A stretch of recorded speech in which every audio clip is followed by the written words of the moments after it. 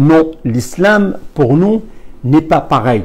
Il est loin de recourir à ces procédés qui mettent à rude épreuve les sensibilités des gens et leurs nerfs en leur faisant miroiter de faux espoirs. Au contraire, l'islam œuvre toujours à mettre en exergue la vérité, à harmoniser le côté matériel et le côté spirituel, le sentiment et la raison, tout en évitant d'occulter les vérités et de cultiver de faux espoirs. Bismillah, alhamdulillah, wa salatu wa salamu ala rasulillah wa ala alihi wa sahbihi wa man walah. Allahumma nawwir qulubana bil ilm wa zayyin akhlaqana bil hilm waftah baynana wa bayna qawmina bil haqqi wa anta khairul fatihin. Oh Allah, illumine nos cœurs par la science et embellit nos qualités morales par la clémence et départage entre nous et les proches par la voie de la vérité, car tu es le meilleur des assistants. Bienvenue à tous ceux et celles qui nous suivent sur les différentes plateformes virtuelles du Centre islamique de l'Outaouais. Inch'Allah, aujourd'hui, nous allons essayer d'aborder à travers une nouvelle série de conférences certaines questions qui traitent de polémiques qui se rapportent à l'islam telles qu'elles sont véhiculées dans les médias. Dans ce pays et partout en Occident, les médias pullulent des questions à caractère polémique. Les gens sont partagés entre les adeptes d'une vision orientaliste et d'une autre occidentaliste, et ce par ignorance ou bien par calcul et donc mauvaise intention. Quels que soient les motifs, il faut bien clarifier les choses. En effet, il est devenu crucial de nos jours de présenter aux musulmans des prêches qui sont à la fois d'actualité et fidèles aux préceptes fondamentaux de l'islam et qui associent la signification correcte à l'expression juste. Souvent, il arrive que la signification soit correcte, mais que la façon de l'exprimer fait défaut. Cette façon de faire ne manque pas, bien sûr, d'affecter la question traitée, qui peut perdre de sa légitimité. Combien de fois on a dit Inna al-Islam qadiyyatun adilatun dayya'aha muhamun fashilun, que l'islam est une affaire juste que de mauvais avocats ont perdu. Les récits et les livres d'histoire nous racontent à ce propos l'histoire d'un gouverneur, un potentat qui a fait un rêve. Ce rêve l'a perturbé et l'inquiété. Il a convoqué des spécialistes en matière pour lui interpréter ce rêve. Alors, l'un de eux lui a dit عظم الله أجرك أيها الأمير سوف يموت أهل بيتك واحدا تلو الآخر وتبقى أنت وحيدا في النهاية ولا حول ولا قوة إلا بالله العلي العظيم. Que Dieu augmente ta récompense, ô émir. Les membres de ta famille vont disparaître l'un après l'autre et tu vas rester seul à la fin. Puis il a dit wala hawla wala quwwata illa billah. Il n'y a de pouvoir et de force qu'avec Dieu. Bien sûr, l'émir s'est fâché et a ordonné qu'on exécute l'interprète. Puis, un autre exégète est venu et l'émir lui a raconté sa vision. Alors, l'interprète s'est exclamé en disant Ma sha Allah, innaka atwalu ahli baytika umran ayyuha al-amir, anta atwaluhum umran. Que la volonté de Dieu soit, vous serez le plus âgé des membres de votre famille, votre espérance de vie sera la plus longue. طبعا في فرق في التعبير وتصوير الأمر، لكن ما في فرق من الناحية العملية. في النهاية النتيجة سيموتون أمامه ويكون هو آخر واحد بينهم. Évidemment, il y a une différence dans la façon d'exprimer et de présenter les choses, quoique le résultat reste le même et il verra mourir les membres de sa famille l'un après l'autre. Le poète arabe disait في زخرف القول تزيين لباطله والحق قد يعتريه سوء تعبير تقول هذا مجاج النحل تمدحه وإن تشأ قلت ذا قيء الزنابير مدحا وذما وما جاوزت وصفهما سحر البيان يري الظلماء كالنور. نعم. Le poète arabe disait في زخرف القول تزيين لباطله والحق قد يعتريه سوء تعبير. Les ornements des propos maquillent le faux et la vérité pouvait être mal exprimée. تقول هذا مجاج النحل تمدحه وإن تشاء قلت ذا قيء الزنابير. Tu dis ceci, c'est la sécrétion des abeilles pour le flatter, et si tu veux, dis cela est le vomissement des guêpes. مدحا وذما وما جاوزت وصفهما. Non. Flatterie et diffamation sans dépasser la description. سحر البيان يري الظلماء كالنور. Non. La magie du verbe fait voir l'obscurité comme de la lumière. طيب, mes frères et sœurs, la deuxième question porte sur la religiosité en islam. Cette religiosité qui ne se réduit pas à mener une vie monocale comme dans les couvents, ni en bavardage sur les mimbars, sur les chaires de prêche, mais plutôt une acceptation de la volonté d'Allah subhanahu wa ta'ala en toute considération, en toutes circonstances, en tout lieu, en tout temps, et c'est sur le plan de la croyance, de la parole et de l'action. Les rites dogmatiques font partie de la religion, mais n'en constituent pas la totalité. Les savants ont dit pour définir l'acte d'adoration, يقولون إن العبادة اسم جامع لكل ما يحبه الله ويرضاه من الأقوال والأعمال الظاهرة والباطنة. C'est que c'est un nom commun qui englobe tout ce que Dieu aime et le satisfait sur le plan des dires et des actes apparents ou cachés.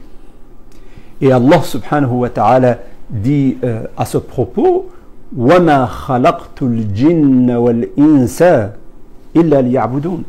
Non. Et je n'ai créé les djinns et les êtres humains que pour m'adorer. Alors, si on réduit l'acte d'adoration au rite dogmatique seulement, cela signifie que Dieu les a créés pour nous cloîtrer dans les mosquées. Et dans ces conditions, personne ne doit quitter la mosquée. S'il le fait, il enfreint la règle d'adoration pour laquelle il a été créé. Mais non, c'est là une mauvaise interprétation du mot adoration, du mot al-ibad. Or, l'acte d'adoration est un nom commun qui englobe tout ce que Allah aime et le satisfait sur le plan des dires, des actes apparents ou cachés.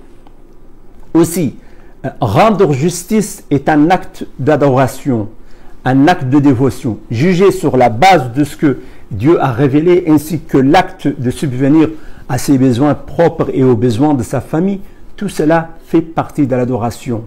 Toute parole ou acte que Dieu aime et le satisfait concernant n'importe quel domaine ou n'importe quelle position est un acte d'adoration dont l'auteur reçoit une récompense en retour.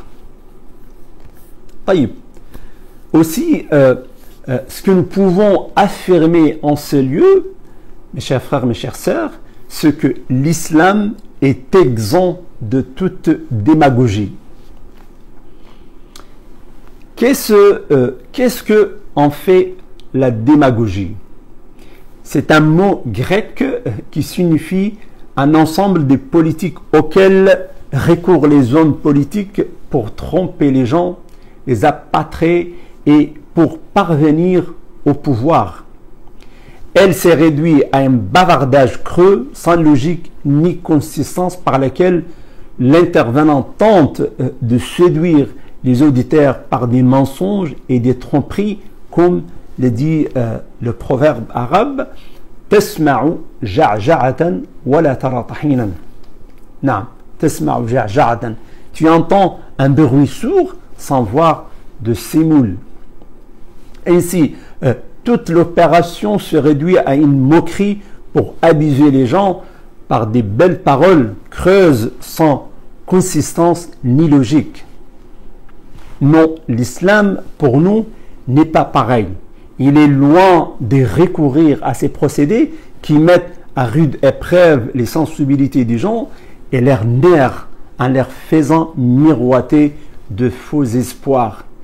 Au contraire, l'islam œuvre toujours à mettre en exergue la vérité, à harmoniser le côté matériel et le côté spirituel, le sentiment et la raison, tout en évitant d'occulter les vérités et de cultiver de faux espoirs.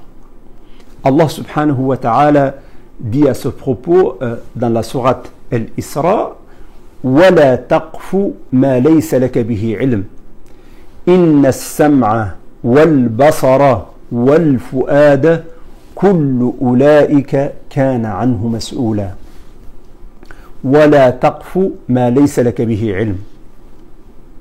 Et ne suis pas ce dont tu n'as aucune connaissance, car l'ouïe, la vue, le cœur, tout ceci l'homme en sera questionné. Par ailleurs, 3 cas de figure ont atteint le summum du crime, de l'opprobre et de la bassesse.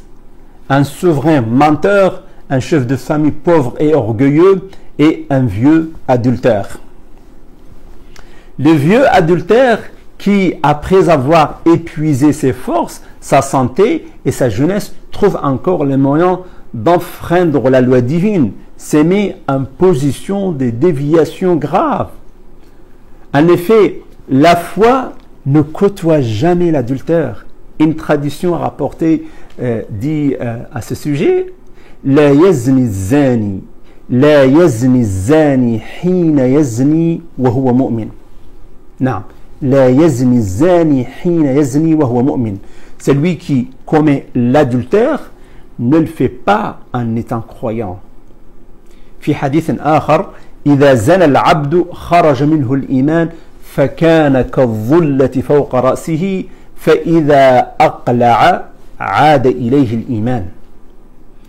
Si les serviteurs commet l'adultère, sa foi le quitte pour se constituer un ombrage au-dessus de sa tête jusqu'à ce qu'il renonce à son forfait, alors la foi le retrouve de nouveau. Et puis, le deuxième mentionné dans le hadith est un chef de famille pauvre et orgueilleux, que plutôt que de montrer son humilité affiche un orgueil qu'il n'a pas sa raison d'être, subhanallah. En effet, afficher un orgueil démesuré alors qu'on n'a pas le sou relève plutôt de l'extravagance et de l'ignorance, surtout que l'orgueil est décrié selon une tradition prophétique qui dit « La yadkhulul jannata man kana fi qalbihi mithqalu dharratin min kibr, la yadkhulul jannata man kana fi qalbihi mithqalu habbati khardalin min kibriya » Quiconque porte dans son cœur une graine d'orgueil n'entre pas au paradis. Non. Et puis, le prophète sallallahu alayhi wa sallam a mentionné Malikun Kadhab, le roi menteur. Un souverain qui détient le pouvoir entre ses mains, pourquoi éprouve-t-il le besoin de mentir aux gens, de maquiller le faux, de l'augmenter et de le faire passer pour du vrai? Nous admettons que l'accusé peut mentir de peur d'être châtié et d'être emprisonné. Il tente alors d'échapper au châtiment. Mais un souverain menteur, pourquoi le fait-il? C'est pour ça que la colère d'Allah subhanahu wa ta'ala, la colère de Dieu, à son encontre sera terrible. Toute cette démagogie faite de mensonges, de tromperies, de manipulations pour maquiller le faux, l'augmenter et le faire passer pour du vrai aux gens, donne son sens à cette tradition, tradition du prophète sallallahu alayhi wa sallam qui dit ثلاثة لا يكلمهم الله يوم القيامة ولا ينظر إليهم ولا يزكيهم ولهم عذاب أليم قال شيخ زان وملك كذاب وعائل مستكبر. Trois personnages auxquels Allah ne parlera point le jour de la résurrection, ne les regardera point, ne les épurera point, et ils auront un châtiment douloureux. Un vieux adultère, un souverain menteur, un chef de famille pauvre et orgueilleux. As'alullah li wa lakum al-afiyata ya rabbal alamin. As'alullah li wa lakum al-afiyata ya rabbal alamin. Je prie Dieu pour vous et pour moi afin qu'il nous prodigue sa protection au Dieu des univers. Allahumma amin ya rabbal alamin. Al-hadithu mawsoulun bi'idhnillah. Notre entretien se poursuivra si Dieu le veut, Inch'Allah. J'espère que nous serons vigilants à ces sujets et que ces propos seront propagés parmi nous, Inch'Allah. Oh Allah, prie sur notre maître Mohammed autant que l'invoquent les pieux invocateurs et prie sur lui tant que se succèdent la nuit et le jour. Oh Allah, nous vous implorons afin que tu nous absous partout où nous nous trouvons et de bien guider nos progénitures. Nous nous sommes guidés vers toi et nous sommes du nombre de musulmans. Oh Allah, absous nos péchés, couvre nos méfaits, comble nos besoins, fais que la piété soit notre provision, accomplis nos désirs et corrige nos enfants. Ô toi, les miséricordieux de tous les miséricordieux. Oh Allah, fais que nous soyons tous de ceux qui ont atteint un âge avancé, qui ont bien agi et qui ont conclu une bonne fin. Allahumma amin ya rabbal alamin. Oh Allah, soulage les affligés, soulage la détresse des souffrants, paye la dette des débiteurs et libère les prisonniers musulmans. Oh Allah, guéris les malades parmi les musulmans en général et nos malades en particulier. Oh Allah, essuie-les par ta droite guérisseuse, octroie-leur ainsi qu'à leurs proches la rétribution et la bonne santé. Oh Allah, absous les musulmans et les musulmanes, les croyants et les croyantes parmi les vivants et les décédés. Tu es notre protecteur, l'audient, le proche et le répondeur aux invocations. Allahumma amin, Allahumma amin. Et Dieu dit la vérité et guide sur le droit chemin. Et notre dernière invocation, louange à Allah, le Seigneur des univers. Oh Allah, prie et salue et bénis notre prophète Mohammed sallallahu alayhi wa sallam. Dieu vous félicite, le salut de Dieu sur vous, sa miséricorde et sa bénédiction. Wa sallallahu wa sallim wa barik ala nabiyyina Muhammadin wa shakara Allahu lakum wa salamullahi alaykum wa rahmatuhu wa barakatuhu.